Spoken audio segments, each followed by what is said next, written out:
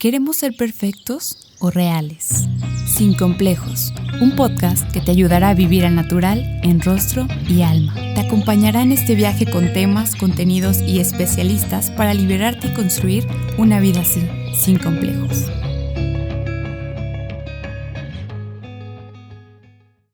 Amigos, amigas de Sin Complejos, me da mucho gusto saludarlos. Estamos hoy grabando el episodio número 5 con una invitada de lujo y con un tema que, ya verán de qué vamos a estar desarrollando el día de hoy.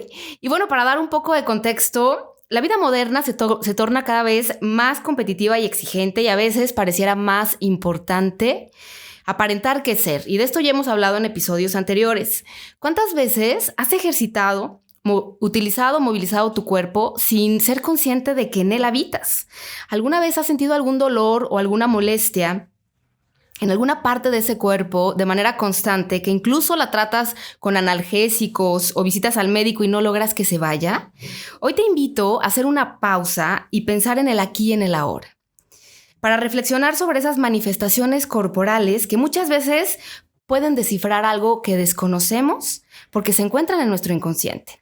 Y para ello tenemos una invitada muy especial, Sandra Díaz, psicoterapeuta bioenergética, especialista en las emociones y lo que el cuerpo nos dice. ¿Cómo estás, Sandra? Bienvenida a este episodio. Muy contenta. Gracias, Nayeli, por la invitación. Felices de tenerte aquí. Entonces, vamos a conocer un poco de nuestra invitada antes de hablar de este tema del que vale la pena tomar nota. Sandra, cuéntanos acerca de ti. Eres psicóloga, bioenergética. ¿A qué te dedicas actualmente? Sí, estudié la carrera en psicología, tengo por ahí una maestría, un doctorado en psicoterapia y una especialidad en psicoterapias corporales y bioenergética. Extraordinario. Y yo creo que muchos de ustedes alguna vez detectan padecimientos, dolores, algo así que se nos hace el estómago nudo, pero no sabemos por qué es, y muchas veces hay información que no hacemos consciente, pero que ahí está manifestándose constantemente. Sandra, para empezar a hablar de este tema, a mí me gustaría que nos ayudaras a identificar qué son las emociones. Ok. Bueno, las emociones, si partimos desde la parte de lo que significa la palabra en latín, emotion, que significa movimiento. Entonces, las emociones nos las pusieron o las tenemos para movernos, nos ayudan a movernos, ¿sí? Entonces, su función o su utilidad es llevarnos al movimiento de la vida, ¿sí? A través de nuestras emociones, ¿sí? Son útiles, las emociones son sumamente útiles. Nos permiten reaccionar, movernos, etcétera. Todos nos permiten vivir, ¿sí? Y arraigarnos en la vida y estar presentes. Las emociones son básicas, hay emociones básicas. Después nosotros conforme vamos creciendo, o el hombre ha ido evolucionando, ha ido creando otras emociones que no son de tanto movimiento, más bien nos paralizan, ¿sí? Entonces, hay emociones que nos ayudan a movernos, pero también hay algunas otras que nos van a paralizar, ¿no? Y hay emociones de energía baja y hay emociones de energía alta también. Ok, yo creo que profundizamos con eso. Respecto a lo que señalas, todos los seres humanos tenemos en nuestro código genético las mismas emociones y después las vamos desarrollando en mayor o menor medida. Tenemos emociones básicas, ¿sí? Desde que existe el hombre, tenemos emociones básicas que están en un cerebro que tenemos atrás de la cabeza, que compartimos con mamíferos y reptiles. ¿Qué es el límbico? Y ahí se encuentran, así es, y se encuentra, por ejemplo, la ira, el miedo, que se puede convertir en ansiedad, el asco es una emoción, y entonces ahí tenemos las emociones básicas. Conforme el hombre fue evolucionando, fuimos desarrollando nuestro neocórtex, y ahí empiezan a surgir otras competencias, que podríamos llamarlo, que es nuestro sistema de logro. Ahí el hombre empieza a crear, a avanzar, a realizar, a obtener, a lograr. Surge ahí el deseo, por ejemplo. Surgen las adicciones. Y surge una emoción que es la insatisfacción. Los seres humanos constantemente estamos insatisfechos, ¿no? Conseguimos algo, logramos algo y vamos por más, y vamos por más. Y después tenemos otro cerebro que se ha desarrollado, que es mucho más joven que los otros dos, y ese es nuestro sistema de calma. ¿sí? En el sistema de calma podemos experimentar la tranquilidad, la paz, el bienestar, la protección, la confianza. Y cada uno de estos sistemas está regulado por hormonas y, por ejemplo, en el sistema de calma está relacionado con nuestros vínculos, aquellos vínculos que nos llevan a sentir calma, paz, protección, y con el vínculo conmigo mismo. En nuestro primer sistema, que es nuestro sistema de supervivencia o de alarma, es donde tenemos estas emociones básicas que nos llevan a ir hacia la vida para obtener lo que tenemos de una manera más instintiva, ¿sí? Y donde nos dice si hay que luchar o hay que huir, dependiendo de lo que está pasando en nuestro exterior. Entonces, las emociones nos ayudan a movernos, a ir en busca de alguna satisfacción, y satisfacer significa esta necesidad de conseguir algo cuando hay una tensión corporal. Ok, ahí me haces recordar aquellas clases que tuve cuando estudiaba marketing sobre Maslow, ¿no? Y el tema de la autorrealización, que es el momento de mayor alcance que puede tener un ser humano, ¿no? Y ahí se ve reflejado en nuestra emocionalidad. Muy bien. Y la insatisfacción es una emoción. Mira, nunca lo hubiera pensado como tal. Es naturaleza del ser humano sentirse insatisfecho.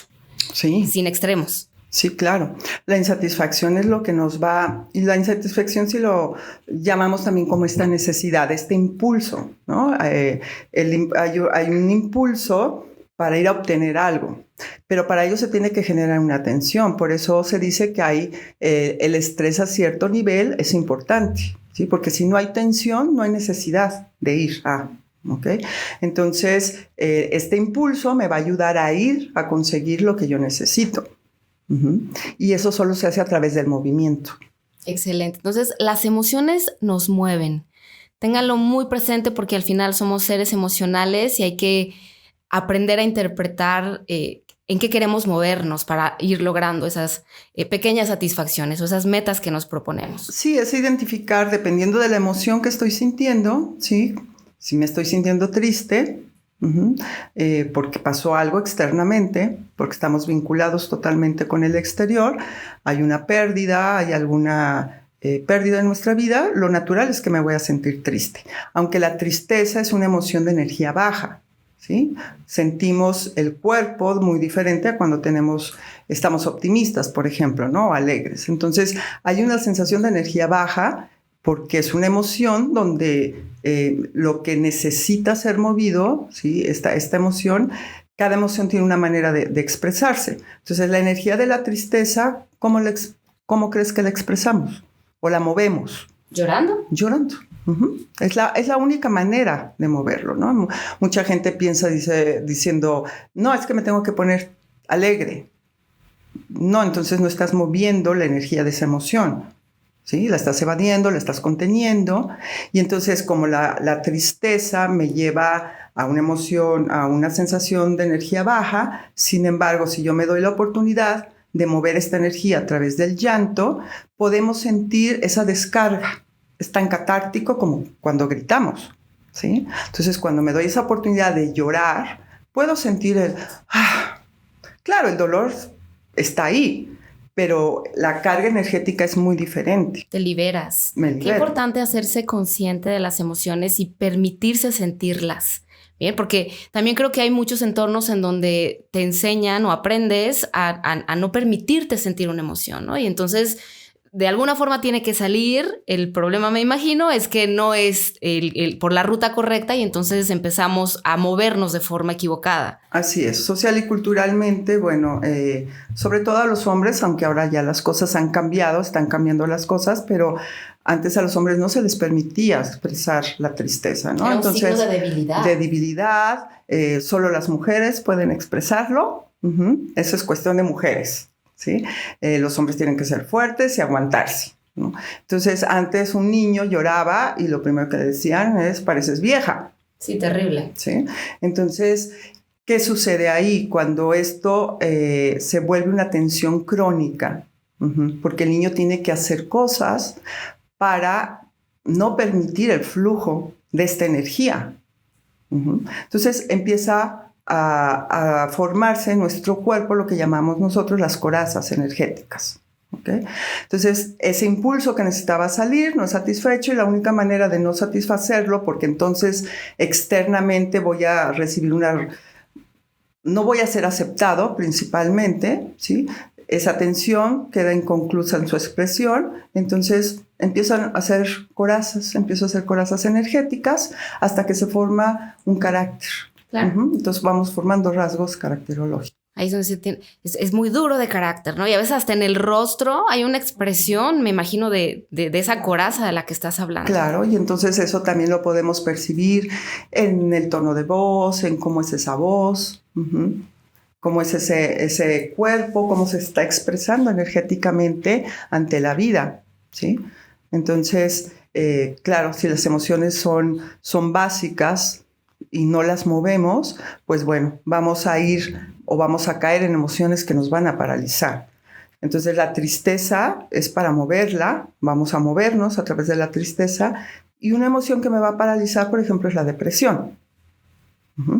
Ahí el cuerpo está totalmente sin energía para enfrentarse a la vida. ¿Sí? Entonces la gente puede ser que llora todo el tiempo, ya hay un desbordamiento en esta parte del llanto, no tiene la fuerza energética suficiente para levantarse e ir en busca de sus necesidades. Qué interesante lo que dices, y es que al final son consecuencias de problemas sociales que se viven y que la estadística nos da datos durísimos y que nos duelen mucho, ¿no? Yo creo que es bien importante hablar de este tema, aprender de este tema, porque al final somos seres humanos, sociales, que interactuamos y que creo que hay una gran responsabilidad en hacer hacia nosotros mismos, en el ser que habitamos, pero también lo que podemos hacer con otra persona, ¿no? Tú hablabas de los niños y a veces puede haber desconocimiento porque hay un sistema de creencias que también se arraiga y empezamos a transferir esa información a un niño que no es consciente quizá de lo correcto y lo incorrecto, y bueno, pues las consecuencias las vivimos a lo largo de los años, ¿no? Al paso de los años. Cuando tú hablas de las energías bajas, por ejemplo, cuando alguien dice estoy vibrando alto, ¿no? Que es como una frase bien común, se refiere justamente a energías altas, me imagino que son aquellas relacionadas con la felicidad, con el entusiasmo, con la emocionalidad sobre algo. ¿Cuáles son las energías altas? ¿Cómo identificarlas? Sí, son el optimismo, la alegría, ¿sí? Todas estas que tú acabas de mencionar, y la más poderosa de todas. ¿Cuál crees que es? Ay, no sé. El amor. El amor. Wow. Por supuesto. Entonces, por eso cuando dicen el amor todo lo puede. ¿Sí? Sí, claro, porque está todo ese impulso a la vida, ¿sí? Que nos lleva a lograr lo inimaginable, ¿no? Spinoza, un filósofo, él dice, nadie sabe de lo que es capaz un cuerpo. Extraordinario, ¿no? Ese impulso a la vida. Yo creo que es uno de los mensajes más importantes que nos has compartido. Sí, claro que la alegría, el optimismo, pero la energía más poderosa es el amor. Preciosa la frase, Sandra. Y entonces tú empezaste a hablar sobre energía, sobre emociones, y hay un campo del que mucho se ha descubierto y que es una de tus áreas de fortaleza, que es la bioenergética. ¿Qué es la bioenergética? Cuéntanos al respecto. Bueno, la bioenergética es entender al ser humano como dinámico, desde la energía, el cuerpo, la mente, cómo se expresa ante la vida y cómo se asienta. Asienta quiere decir cómo estoy arraigado, ¿sí? Desde el conocimiento de mi propia energía y cómo manejo esta energía para ir hacia afuera a conseguir lo que necesito, ¿no? Es la vitalidad que primero hay en un cuerpo, que ayuda y sustenta la mente para ir a conseguir algo, ¿sí? Entonces, quienes trabajamos con psicocorporal, con el cuerpo, a través del cuerpo, lo que vamos buscando es aquellas cosas que a veces nuestra mente no recuerda, pero nuestro cuerpo sí. Entonces el cuerpo tiene memorias celulares emocionales, y muchas veces no lo recordamos desde nuestro pensamiento, desde esta parte de memoria, pero el cuerpo sí lo recuerda y lo traemos presente todo el tiempo. El cuerpo no lo podemos dejar. A la mente la podemos ocultar o engañar, pero un cuerpo no puede engañar. ¿sí? Entonces yo puedo tener una postura de energía baja y decirte, fíjate que yo soy una persona sumamente proactiva, soy muy feliz. No te creo. Pero sabes que yo me lo puedo creer. Okay. Sí, yo puedo creérmelo, pero mi cuerpo está diciendo todo lo contrario, ¿no? Entonces, claro, hay un deseo en ese cuerpo de sentirse feliz, pero si no mueve ese cuerpo, si no le ayudamos a cambiar esas tensiones crónicas que han formado una coraza caracteriológica, jamás va a sentir la felicidad. No la va a sentir, la va a creer, pero no la va a sentir. ¿Sí? Entonces no se vive feliz, se cree feliz, que es muy distinto. Wow. Y hablas del lenguaje del cuerpo y digo, entiendo muy bien que a veces sí, hasta en la postura, el tono de voz, la expresión se nota, pero también el cuerpo, las emociones también se somatizan, ¿no? Y se manifiestan a través del cuerpo. Yo he conocido muchas personas y es muy común es que padezco migraña constantemente, incluso o tengo problemas de columna o de rodilla, ¿no? O sea, yo era feliz, pero me fregué la rodilla. ¿Cómo se manifiestan las emociones a través del cuerpo? ¿Cómo interpretas que quizá hay algo bloqueado y que quizás es una coraza que con el paso de los años fuiste construyendo o creando? ¿Y cómo trabajar con eso, Sandra? Estamos interrelacionados. Un problema psíquico va a afectar el soma, el cuerpo, ¿sí? Es por eso somático. Soma significa cuerpo. Un problema físico va a afectar lo psicológico, ¿ok? Lo psíquico. Entonces estamos interrelacionados. ¿Cómo sabemos que es un proceso psicosomático? Cuando el médico me dice, ¿sabes qué? Pues estás bien, ¿sí? O sea, todos tus análisis salieron bien. Lo que tienes es estrés, estás somatizando. Entonces, bueno, la enfermedad es una gran oportunidad, ¿sí? La enfermedad me está indicando que hay algo que necesito cambiar, que hay algo de lo que me tengo que hacer consciente, que hay algo de lo que me tengo que hacer cargo. Entonces, si solamente tomo el medicamento, pero no me hago cargo de lo que me está diciendo esta enfermedad, pues bueno, cada vez voy a necesitar más medicamento. Y cada vez voy a necesitar cosas más sofisticadas, ¿no? Entonces, no se trata de no ir al médico, pero si es algo que me está indicando que necesito un cambio y no escucho lo que me está diciendo esta enfermedad, porque la enfermedad es una gran oportunidad. Y qué importante entender los problemas desde su raíz y trabajarlos desde su raíz, porque como señalas, te puedes someter a muchos tratamientos médicos sin un resultado, porque en realidad no te estás responsabilizando de algo que está dentro. ¿Es correcto? Sí, no estoy en la conciencia, ¿no? No estoy viviendo en la conciencia de que esto me está indicando algo que es más allá de un mal físico, ¿no? Sobre todo cuando me dijeron, pues no tienes nada, o sea, estás muy bien, estás somatizando ese estrés, relájate. ¿Sí? Relájate. Tómese unas vacaciones. Ajá, y entonces la gente dice, ¿cómo se hace eso? Sí. ¿Cómo me relajo? Sí, porque es un cuerpo que ha estado en tensión crónica. Sí, oye, que ha tenido que sobrevivir a través de la tensión. Claro, yo he encontrado personas, hablando de tómese unas vacaciones, que tienen un ritmo tan acelerado que cuando hacen una pausa se enferman. Claro. ¿Qué nos dice el cuerpo ahí? O bueno, hicieron una pausa y te enfermas, hay una posibilidad de cambio. Okay. Pero te vas de vacaciones y no te desconectas del trabajo. O sea, sigues con la tensión de qué estará pasando allá, estoy en el celular o en la computadora, sigo trabajando desde donde estoy. Entonces no hay realmente una relajación. Por supuesto. Me haces pensar ahora que, digo, por fortuna, ya en México creo que cada vez se están regularizando mejor todo después de pandemia, pero digo, 2020, que todos recordaremos que de repente nos encierran y ya no el trabajo no son 8 horas, sino era 24/7 literal, porque pues estás desde tu casa y en efecto yo creo que a nivel salud empezó a haber muchas complicaciones o muchas patologías relacionadas con estrés, con personas con algunos fenómenos de salud que quizá nunca habían visualizado, y me imagino que tiene que ver un poco con eso, ¿no? Que estás todo el tiempo en una etapa de tensión tan importante que el cuerpo te lo va a reclamar en algún momento. Claro. ¿Y qué fue, ahorita que mencionas esto que es importante de la pandemia, qué fue lo que pasó cuando nos dijeron todo el mundo a encerrarse? Sí, al principio decíamos, ay, ¿cómo? Bueno, al principio dijimos, qué padre, ¿eh? Claro, a la semana, a los 15 días, ¿sí? Decíamos, ¿y qué? ¿Y luego qué sigue, no? Entonces, al quedarnos tanto tiempo, tuvimos que tensar.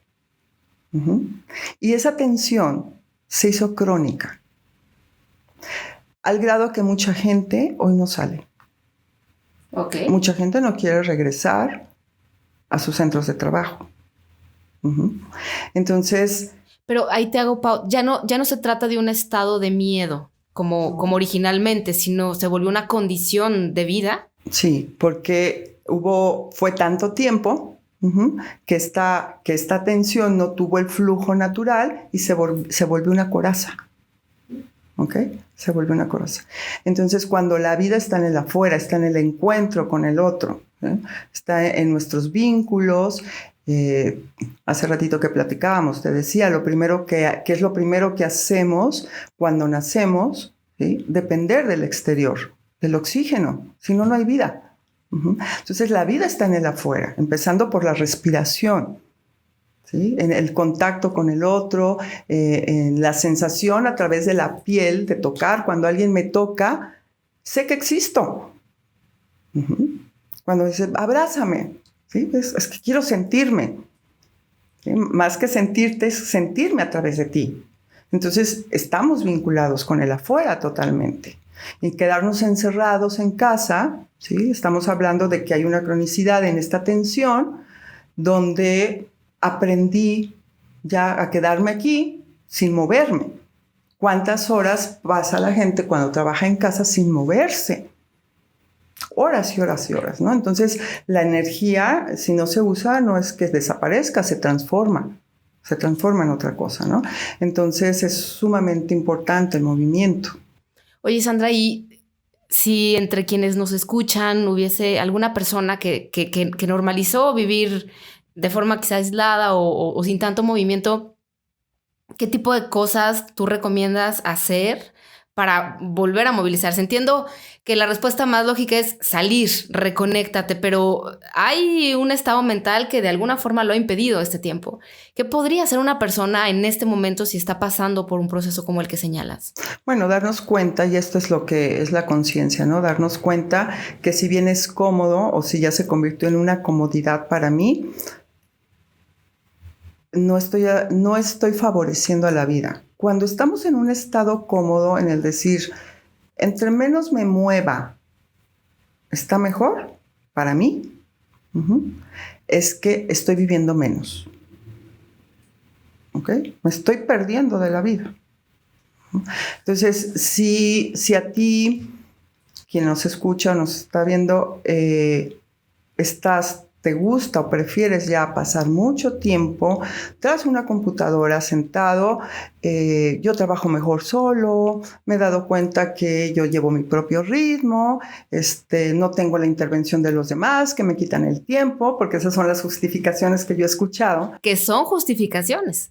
Es parte de autoconvencerse que estás haciendo lo correcto. Exactamente, ¿no? Entonces, bueno, nos está indicando ahí que hay algo que es antinatura.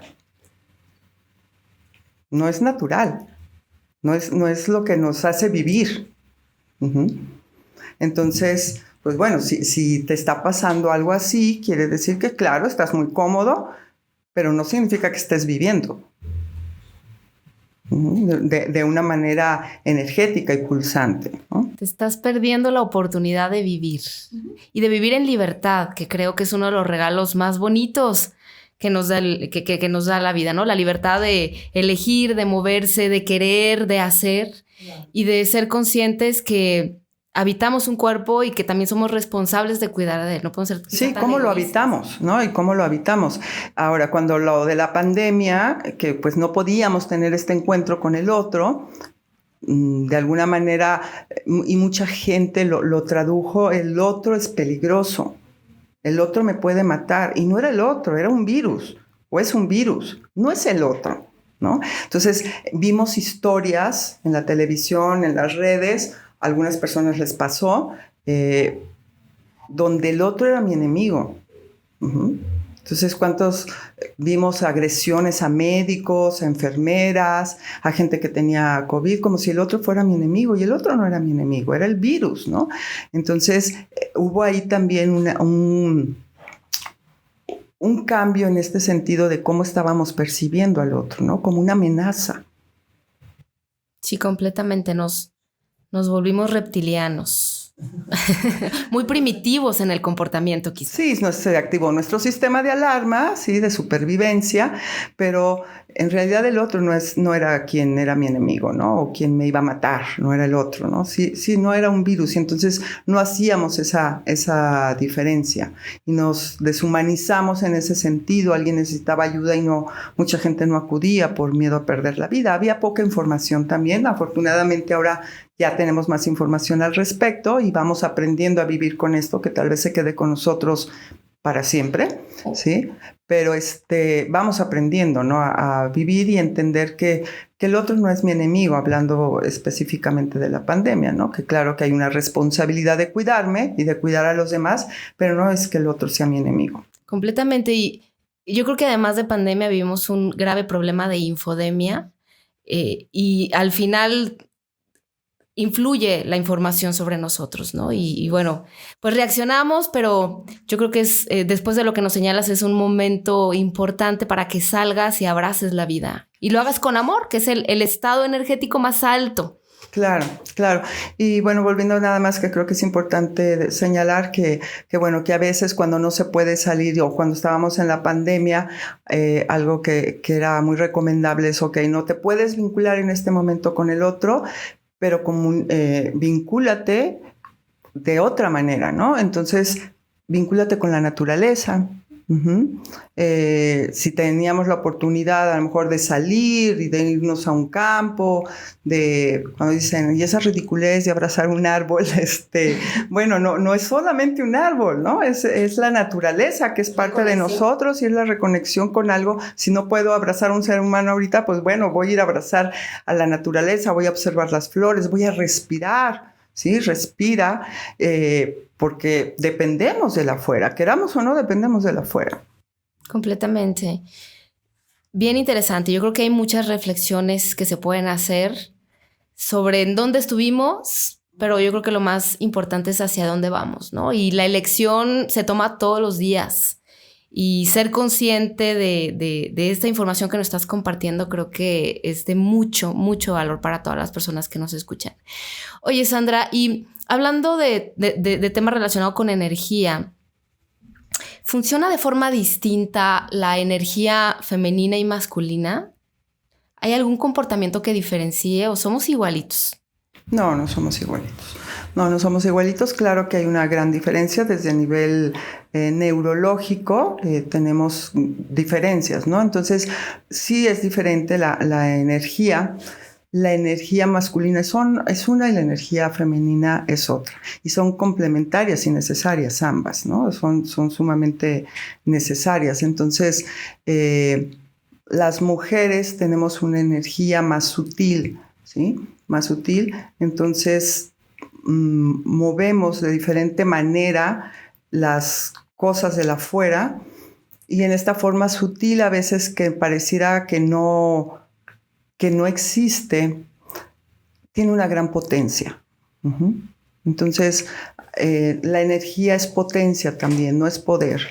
Yo cuando trabajo con mujeres en esta parte de la igualdad, ¿sí? El empoderamiento, cuando se trabaja el empoderamiento, a mí me gusta decirles cómo vamos a maximizar nuestra potencia, porque la palabra poder, ¿sí? Nos lleva a este sometimiento sobre el otro, a la fuerza, a someter, ¿no? Y la potencia tiene que ver con la energía. Uh-huh. Entonces, con la vitalidad y con la fuerza de la energía y la calidad de la energía. ¿Okay? Entonces, las mujeres tenemos una energía más sutil, pero eso no significa que sea menos fuerte, uh-huh, o poderosa. Sandra, tú das terapia. A mí me gustaría que nos compartieras sobre, las personas llegan a terapia por muchas razones, pero tú específicamente, y yo fui testigo, tú haces terapia corporal. ¿Cómo cómo alguien desde tu trinchera trabaja algún asunto relacionado con un paciente? ¿Me explico? Porque puede llegar y decirte, bueno, estoy aquí por tal razón, pero siempre hay un origen y siempre hay un tratamiento y siempre hay un proceso. ¿Cómo funciona una terapia bioenergética? Uh-huh. Bueno, lo que hacemos en la terapia bioenergética y trabajando a través del cuerpo es identificar esos bloqueos o esas tensiones que no fueron o que no nos llevaron a satisfacer la necesidad. Somos capaces de satisfacer nuestras necesidades cuando hay una tensión, ¿ok? Entonces, como te decía hace ratito, el niño tiene necesidad de salir del vientre de la madre, va a sentir una tensión, ya no quepo aquí, ya estoy muy incómodo, ¿sí? Siento esa incomodidad y empiezo a tensarme porque estoy incómodo. Entonces, ¿qué va a hacer el bebé? Se va a empezar a mover, ¿sí? Se va a empezar a acomodar y va a empezar a empujar. ¿Sí? Está el primer impulso por la vida. Ahí está el impulso por la vida. Entonces, cuando el paciente llega a terapia, pues bueno, nos está diciendo que ese impulso no está encontrando la manera de salir. Ahí está bloqueado. Hay una tensión crónica, que eso es el estrés. Que el estrés no sirve para movernos, pero si me pasa exactamente lo mismo todos los días, se hace una tensión crónica, un estrés crónico. ¿Sí? Que lo que va a hacer es, para poder sobrevivir, bloquearlo, hacer una coraza, y entonces después, posteriormente, cuando esa energía que se quedó ahí congelada, no la voy a poder utilizar para otras cosas, ¿sí? Entonces, si en mi historia, la historia de vida de alguien fue agredido desde pequeñito, entonces tuvo que hacer una coraza para sobrevivir a eso, pero ya es un adulto y entonces no se permite recibir amor. Por lo tanto, no puede darlo. Y no significa que no lo desee. O que no lo tenga. O que no lo tenga, exactamente, ¿no? Entonces está encapsulado, está encarcelado. Entonces, ¿qué hacemos? Pues bueno, empezamos a ayudar al paciente a ir desbloqueando cuando a nivel cognitivo no está muy bien entendido, vamos desbloqueando esas partes del cuerpo que nos ayudan a que esa energía pueda salir, ¿no? Y entonces hay pacientes que dicen, yo nunca he podido llorar, no recuerdo cuándo fue la última vez que lloré, y pues bueno, vamos a ir de una manera suave, para no espantar al paciente, obviamente, a tocar esas partes del cuerpo donde están esas corazas ahí, y hasta que lo podamos contactar, hasta que él pueda contactar o ella pueda contactar con ese impulso ahí retenido, ¿no? Y ayudarle a encontrar una manera de que eso salga, ¿no? De que empiece a salir y pueda experimentar la gratificación, por ejemplo, de haber experimentado lo que es el llanto. Y hablas de corazas. Tú como psicóloga, por ejemplo, si ¿puedes identificar dónde se manifiesta la emoción? Sí, o sea, ¿en qué parte del cuerpo se manifiesta y si tiene una relación con... O sea, siempre es con lo mismo, por ejemplo, dolor de cabeza tiene que ver con... No tiene que ver con lo mismo. Pero sí, con un paciente puedes trabajar corporalmente y decir, ¿dónde tienes una acumulación de energía? No, pues en esta parte y trabajas esa parte física, además de lo emocional. Trabajamos de manera integral, pero bueno, si un paciente, por ejemplo, tiene un dolor, ¿no? en el cuello, por decir algo, ¿no? Y es un dolor crónico y ya vine y me dicen que no tengo nada. Entonces, pues bueno, el paciente necesita descubrir qué es lo que está conteniendo ahí, ¿sí? ¿Qué está controlando? Hay un control. El cuello es lo que nos une la cabeza con el corazón. ¿Sí? Si yo tengo rígido mi cuello, ¿qué me impide eso? Conectarme, ¿ok?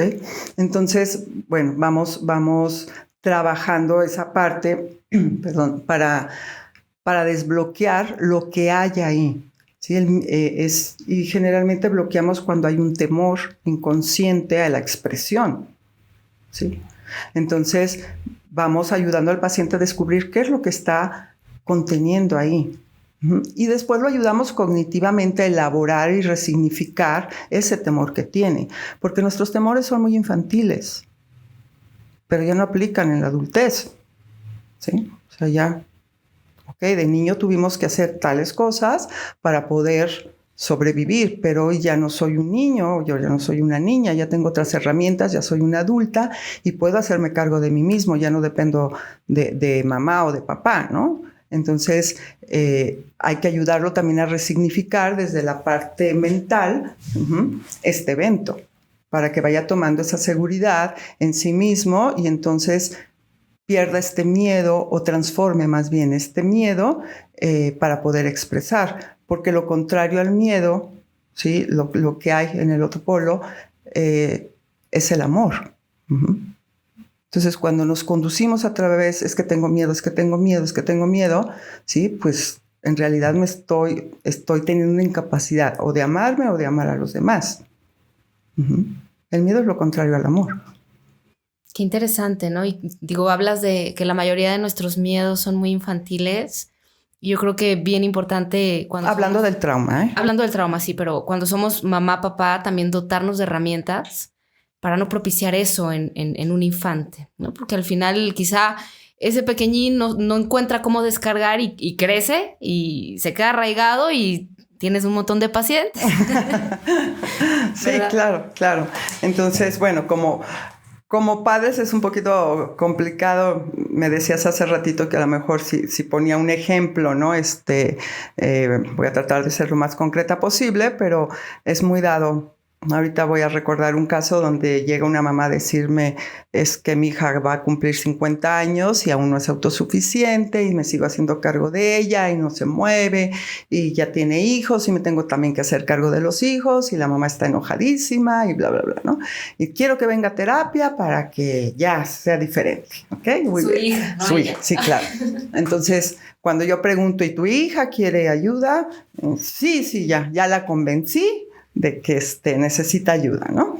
Entonces le digo, ok, que me llame tu hija para hacer la cita. Y pues pasa una semana, 2 semanas y la hija no llama, ¿no? Entonces, oye, te voy a hacer la cita porque si no, esta niña nunca te la va a hacer, ¿sí? Bueno, ¿con quién tenemos que empezar a trabajar?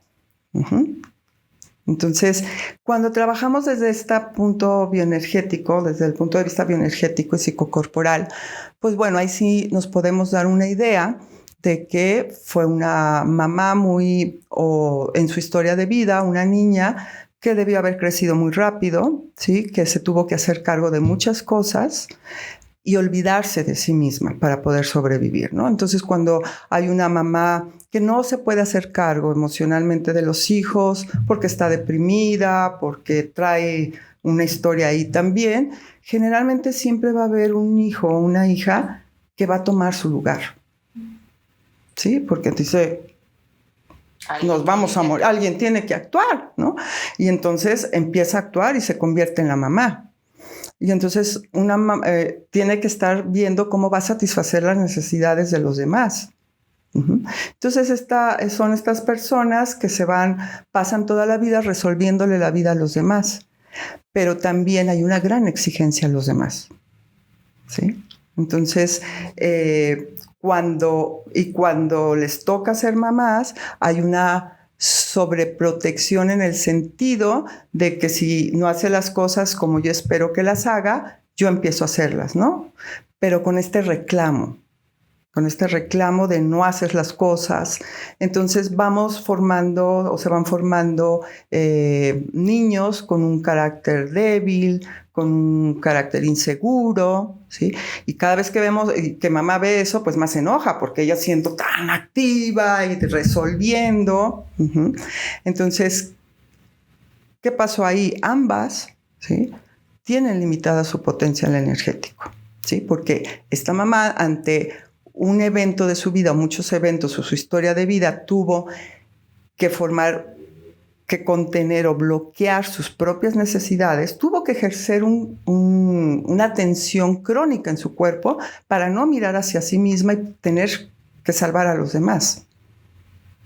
¿Sí? Entonces, pero está esperando que el otro actúe de una manera como ella dice, como ella quiere, cuando el otro no está capacitado, porque también se limitó ese impulso natural de satisfacer mis necesidades. Sí, vivió su propio Sí, porque la otra me lo satisfacía, ¿sí? Entonces, No conozco mi propio potencial, también lo tengo bloqueado. ¿Ok? Entonces, no podemos, por eso lo importante es, bueno, ven primero a trabajar tú, ¿sí?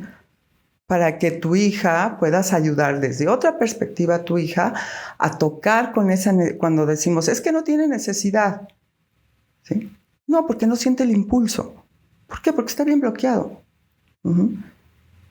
Y entonces, pero seguimos resolviéndole. Entonces, es que no tiene llenadera. Pues no, o sea, pues no, porque ni siquiera puede sentir ese impulso de ir a ganarse la vida. ¿Sí? Y entonces, cuando a nivel intelectual no lo podemos manejar, ¿qué es lo que necesitamos hacer? En el caso, por ejemplo, de la hija, si hablando de este caso, pues bueno, ayudarla a reconectarse con su vitalidad, con su energía de la vida, ¿sí? Que ha estado tan bloqueada. Y eso no se hace a nivel intelectual, eso se hace a nivel corporal. Uh-huh. La energía se siente en el cuerpo, ¿sí? Cuando decíamos hace rato las emociones de alta energía, pues claro que se sienten, ¿no? Y cuando estamos alegres o enamorados, bueno, esa expansión que sentimos, nos sentimos hasta más grandes, nuestra respiración cambia, no es lo mismo tener una emoción de alta energía que de baja. Uh-huh. Entonces, ayudarle a esta niña de 50 años a respirar, uh-huh, porque generalmente van a ser respiraciones muy superficiales, ¿sí? Apenas y respiro para sobrevivir, y con eso está bien, pero ni siquiera se han dado cuenta, ¿no? Que no estoy respirando. Cuando respiro, que siento esa energía y me expando, ¿no? La expansión corporal, o sea, la expansión de los pulmones me lleva a levantarme. Sí. Desde ahí, desde la respiración, ¿cómo respiramos? ¿Sí? Entonces trabajamos con la respiración, con el movimiento, para que un cuerpo empiece a movilizarse. Uh-huh. Y empieza a desbloquear. Y empezamos a desbloquear, claro, a desbloquear estas corazas, ¿no? Oye, Sandra, y ahí, por ejemplo, prácticas como yoga, meditación, ¿qué tanto contribuyen a esto? Por ejemplo, ¿no? Entiendo que lo haces tú con el paciente, pero alguien que quiere cambiar algunas prácticas de vida para desbloquear, para moverse, para expandirse, ¿qué tipo de prácticas pueden ser útiles? ¿Yoga, claro, meditación? El yoga, la meditación, dependiendo en qué momento y con qué paciente, ¿ok? Porque cuando un paciente está muy desconectado de su cuerpo, utiliza solamente la energía en la cabeza. En ese momento, yo en lo particular no recomiendo la meditación, porque entonces vuelvo todo acá, a la cabeza, okay, y al poder de la cabeza. ¿Sí? Entonces, no, hay que bajarlo. Uh-huh. Entonces ahí, no, en este momento no vamos a meditar, ¿no? Vamos a que baje la energía al cuerpo, ¿no? Entonces, porque si lo mando a meditar o él quiere meditar, pues va a seguir aquí, no va a conectar. Entonces, claro que es buenísima la meditación, porque la meditación nos lleva a vivir en el presente, a hacer conciencia y a transformar nuestras historias que nos contamos, ¿sí? Parte de nuestro sistema nervioso tenemos un grillito aquí que nos está constantemente enjuiciando. Sí. ¿Sí? Y a todos nos pasa, absolutamente a todos. Y nos está criticando y, no es cierto, ni eres tan buena, mira, ve a fulanita, es mejor que tú, no, tú nunca vas a... ¿Sí? Siempre va a estar eso ahí. Y eso no es culpa de nosotros, porque nosotros no elegimos con qué sistema nervioso íbamos a nacer. ¿Con qué grillo? Exactamente, nos lo pusieron ya. Venía ahí el chip del grillito. Pero sí es mi responsabilidad darme cuenta y ser consciente que eso me limita, ¿sí? Y que tengo que aprender a vivir con este grillito, ¿sí? Y no darle toda la atención todo el tiempo. Uh-huh. De vez en cuando sí hay que escucharlo, pero no darle la atención todo el tiempo. ¿Okay? Entonces, la meditación es parte de esto, ¿no? Meditar no significa poner en blanco la mente, es imposible. Nuestra función es pensar, nunca dejamos de pensar. ¿Sí? Sin embargo, cuando estoy meditando, estoy haciendo conciencia de cómo le hago. Si estoy concentrada en mi respiración y de repente, ay, mañana, ay, no, al ratito tengo que ir, ¡pum!, tomo conciencia, regreso. De una manera amable, ¿no? Porque la meditación no es si meditamos bien o meditamos mal, o sea, meditamos y punto. Ajá. Entonces, sí, claro que la meditación es útil para quien, por ejemplo, de inicio es muy desbordado, no puede mantenerse en la calma. No, es que yo no puedo con eso. Pues precisamente, pues claro. O sea, no te vas a ir a hacer algo, un deporte extremo, ¿sí? Porque tu energía está desbordada, no hay contenedores, ¿no? Para que tu energía fluya de una manera natural, está desbordada. El yoga. No, es que yo voy a CrossFit. Pues no. Eso no te está ayudando para eso, ¿sí? Para lo que quieres lograr terapéuticamente. Entonces, hay momentos para todo, pero por supuesto que sirve. Por aquí veía los aceititos y demás. O sea, claro que los olores nos contactan con el olfato, es sumamente importante. Bueno, como todos los sentidos, cada uno tiene su función, pero nos va a reconectar con cuestiones neurológicas que nos pueden llevar a nuestro sistema de calma. Hay aceites que nos llevan a la calma, hay aceites que nos revitalizan, que tiene que ver con el olor que tienen y van a actuar en nuestro cerebro de una manera específica, ¿sí? Entonces, claro que todas estas cosas, estas situaciones o alternativas nos ayudan, sí, por supuesto que nos ayudan, pero lo importante es la conciencia de si quiero experimentar la transformación. Los seres humanos nos transformamos todos los días, si no, no existiría la luna y no existiría el sol, ¿sí? Imagínense que siempre estuviéramos de día o de noche, ¿no? Entonces, en un día hay transformación. ¿Okay? Tenemos las estaciones del año, hay transformación. Nosotros nos podemos transformar o nos vamos transformando continuamente. Y elegir cómo quiero que sea esa transformación es una responsabilidad, ¿no? Entonces, cuando algo no me está ya funcionando, cuando mi energía no está potencializada para poder disfrutar de la vida, aún con todas las cosas que hay afuera, ¿sí? Porque en el afuera hay muchas cosas que a veces, pues claro, nos duelen, nos preocupan, ¿sí? Pero a pesar de eso, claro que podemos vivir de una manera armónica y felices. Imagínate que si fuéramos felices únicamente si nos pasan cosas lindas, pues nunca seríamos felices, porque la vida es esto, ¿no? Todas las emociones son la vida. Y hay momentos que voy a sentir dolor, y hay momentos en que voy a sentir enojo, y que es sumamente útil el enojo. Entonces, en esta responsabilidad de la transformación constante de cómo estoy manejando mi energía, mis emociones, para estar en la vida. Completamente. Bien interesante, ¿no? Y aceptar el proceso de transformación, yo creo que es la decisión más importante para empezar a hacer cambios. De lo contrario, aunque mamá quiera un cambio, no va a suceder. O sea, tiene que ser un nivel de conciencia. Pero se tiene que experimentar esa tensión que hay para poder ir a conseguir lo que, claro, lo que al quiero, final, ¿no? algo va a incomodar que genera el movimiento, ¿no? Y exacto. Emoción buena o mala, pero que propicie el movimiento. Pero la vida es un esfuerzo. Completamente. Sandra, las emociones se reflejan en todo nuestro cuerpo, pero específicamente quiero hablar de la piel. ¿Cómo se reflejan las emociones en la piel? ¿Cómo de repente me salieron manchas, tengo acné, cualquier cosa, un lunar, no sé? ¿Cómo podemos interpretar que se está manifestando una emoción a través de la piel, que es el órgano más grande del cuerpo? Además. Es el órgano más grande del cuerpo y es nuestro límite entre lo que soy yo y lo que es el afuera, ¿no? Este es nuestro límite, ¿ok? Entonces, en la piel vamos a manifestar todas aquellas cosas con el exterior que me han estado agravando. Por ejemplo, las alergias en la piel, ¿sí? Las alergias me están indicando que hay algo en mi afuera que estoy rechazando, ¿sí? Por ejemplo, claro que también tiene que ver con la personalidad de cada quien, pero por ejemplo, el acné que es tan peculiar en los adolescentes, pues ¿cuál es la emoción que experimentan los adolescentes, ¿no? Cuando somos adolescentes, la vergüenza. Nos avergonzamos de nosotros mismos, ¿no?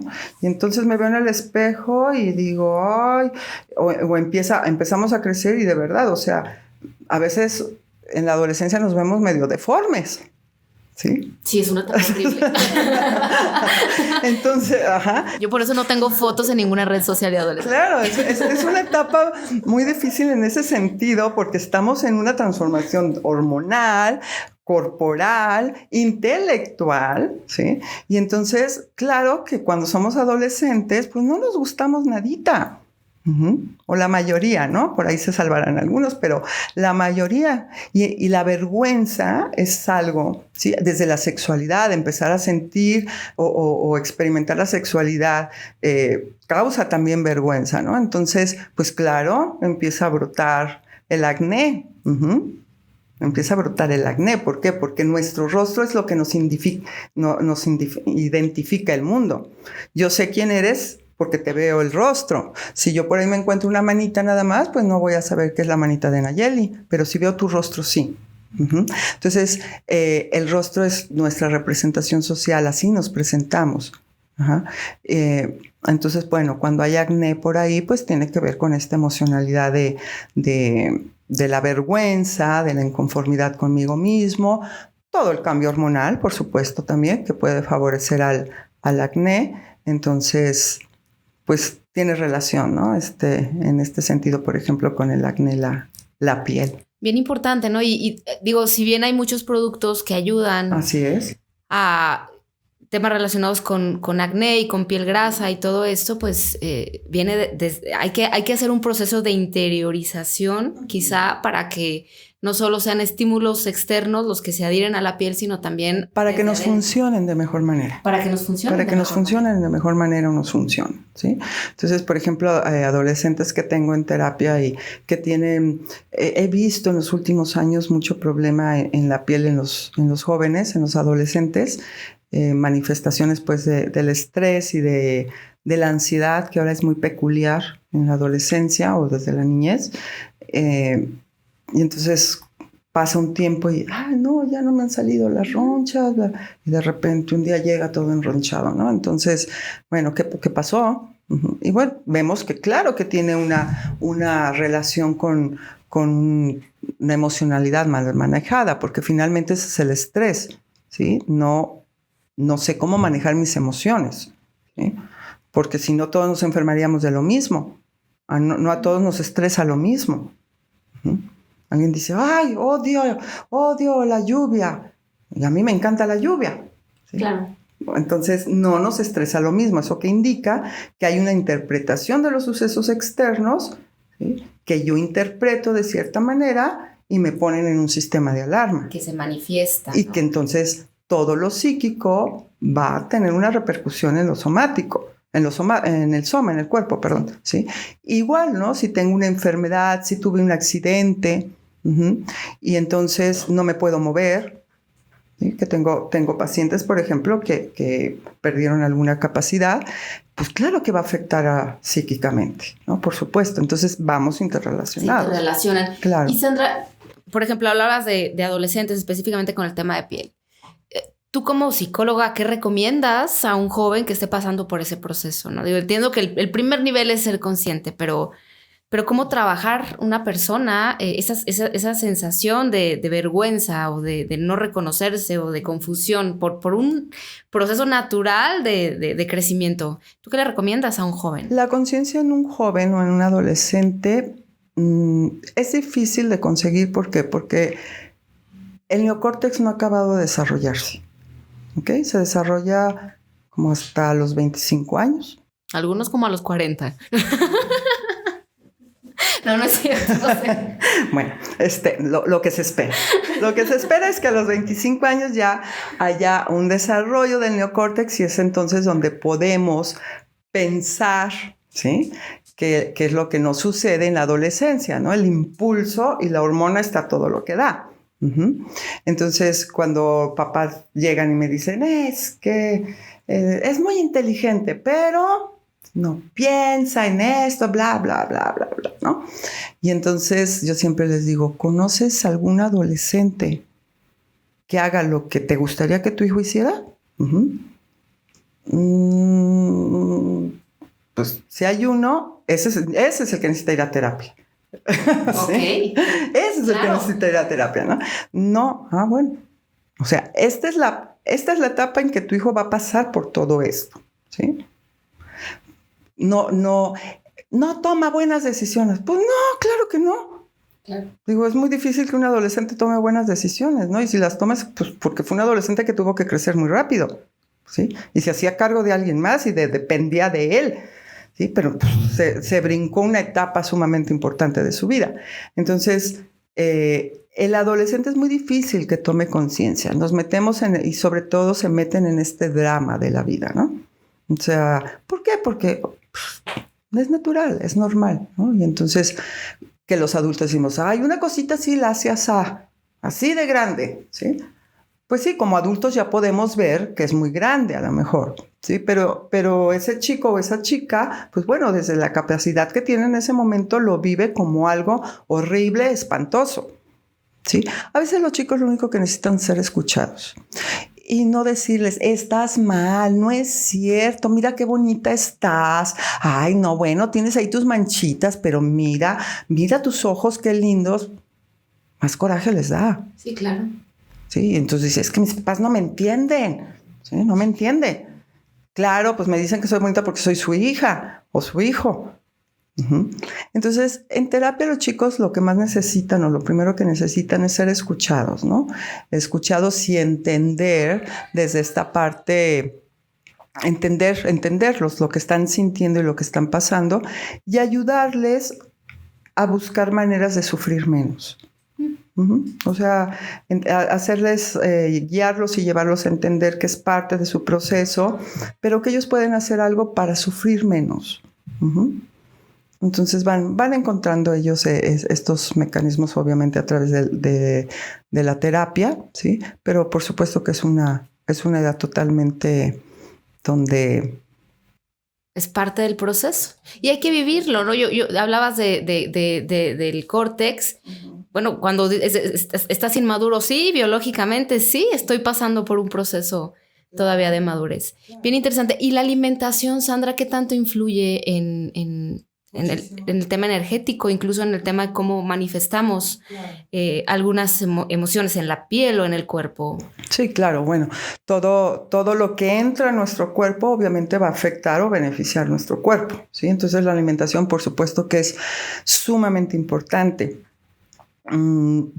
Creo que fue al final de los 80s, y bueno, no es hablar en contra de ninguna industria, pero empezamos a ver todo lo light, todos estos sustitutos químicos, ¿no? De cosas naturales. Yo recuerdo cuando estaba en la universidad, fue la primera vez que tomé una coca de dieta, porque no existían antes, ¿no? Y empezaron a salir todos estos productos químicos, con suplementos químicos. Pero claro que la alimentación es sumamente importante, ¿no? Porque todo lo que ingresa a nuestro cuerpo tiene una acción sobre nuestro cuerpo. Uh-huh. Entonces, el mantener una alimentación fuera del consumo exagerado de carbohidratos, de azúcar principalmente, ¿sí? Pues es sumamente recomendable para que nuestro metabolismo actúe de manera natural, ¿no? Y no todavía agregar esta parte de una falta de alimentación sana a todo un proceso psicológico, emocional o físico, ¿no? Entonces, por supuesto que la alimentación es sumamente importante. Cuando el paciente está deprimido, por ejemplo, también en terapia recomendamos que busque una alimentación adecuada. Si lo único que come es carbohidratos, pues su energía nunca va a sentirse, ¿sí? O azúcar. Sí, o come carbohidratos, pues no, claro que va a tener esa pesadez en el cuerpo, uh-huh, que no le va a ayudar a activar la energía, ¿sí? Y lo vemos cuando nosotros comemos una buena ensalada y comemos ese día pescado, ensalada, nos sentimos ligeritos. Uh-huh. Pero nos comimos la pasta y con la cerveza y el vinito y bla, bla, bla, que no está mal hacerlo de vez en cuando, claro que no, pero si cosas de estas las como todos los días, pues claro que siento una pesadez. Claro. Y lo que menos que quiero es moverme. Y además combinado con algún proceso emocional, pues va a influir, ¿no? Yo creo que al final tú lo señalaste, es los estímulos externos que integramos al cuerpo que habitamos.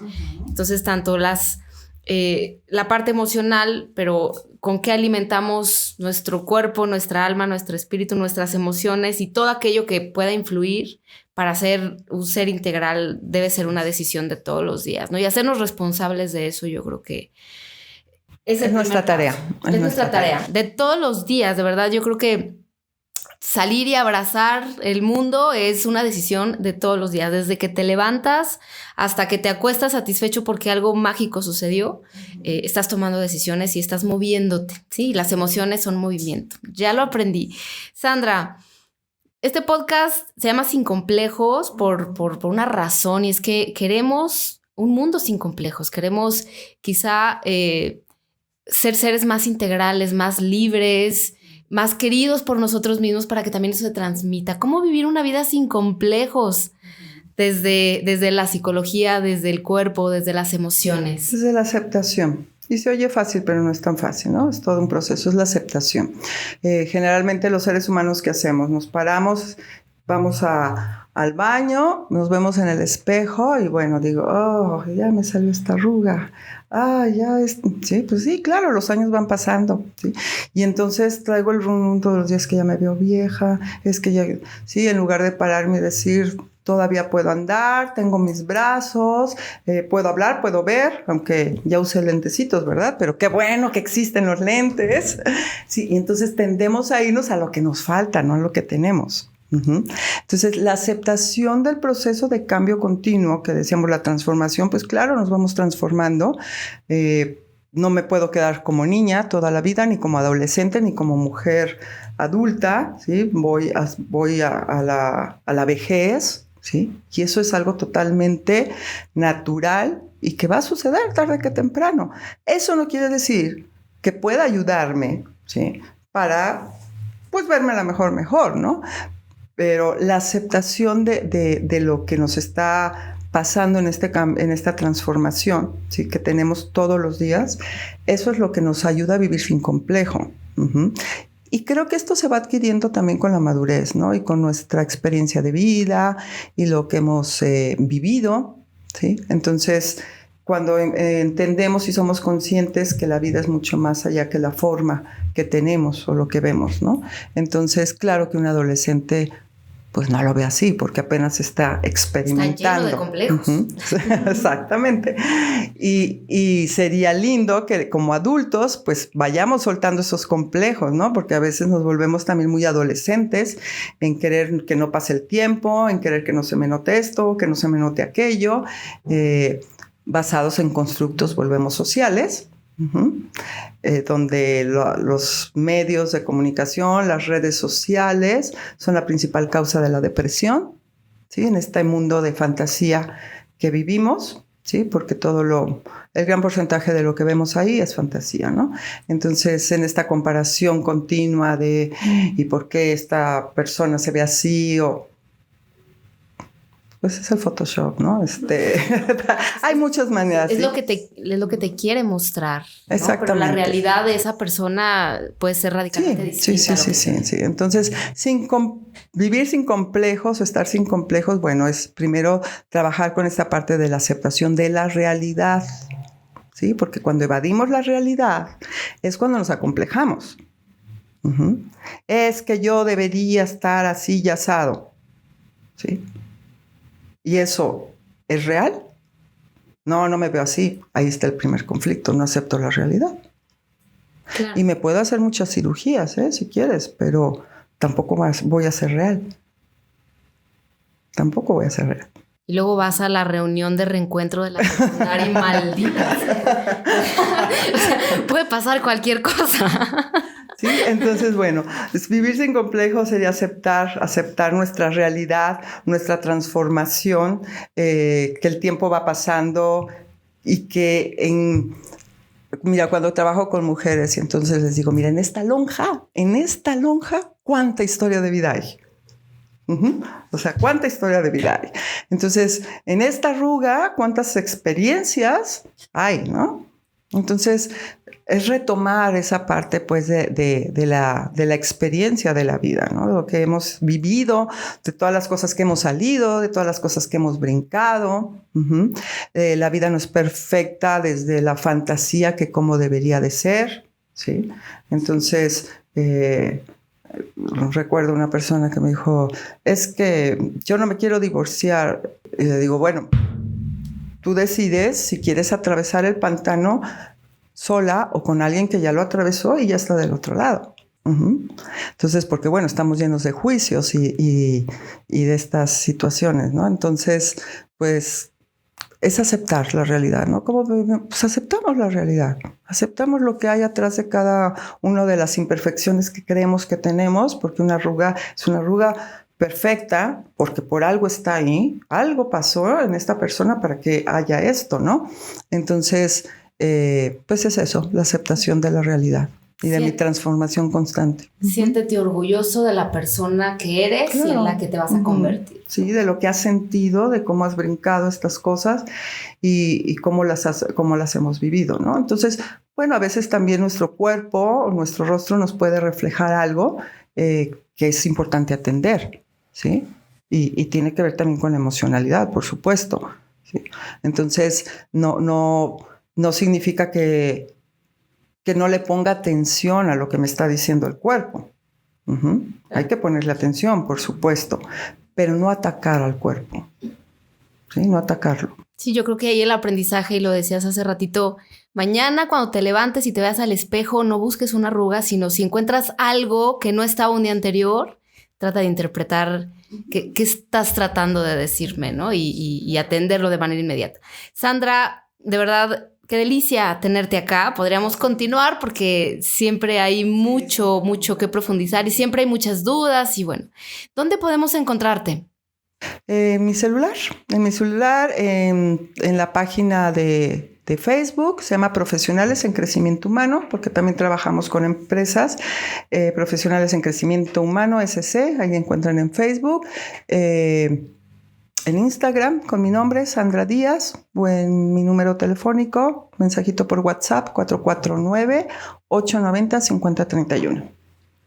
Perfecto, pues gracias por la información, gracias por aceptar. Gracias por la invitación, fue un placer. Y bueno, episodio número 5, el lenguaje del cuerpo, importante reconocernos, hacernos conscientes y empezar a tomar decisiones que nos permitan una vida en mayor libertad y sin complejos. Los saluda Nayeli Puga, nos vemos en el siguiente episodio. Gracias por escuchar este episodio. Síguenos en nuestras redes sociales como Rusens, Cosmética Natural, y no te pierdas el siguiente episodio, por mujeres y personas sin complejos.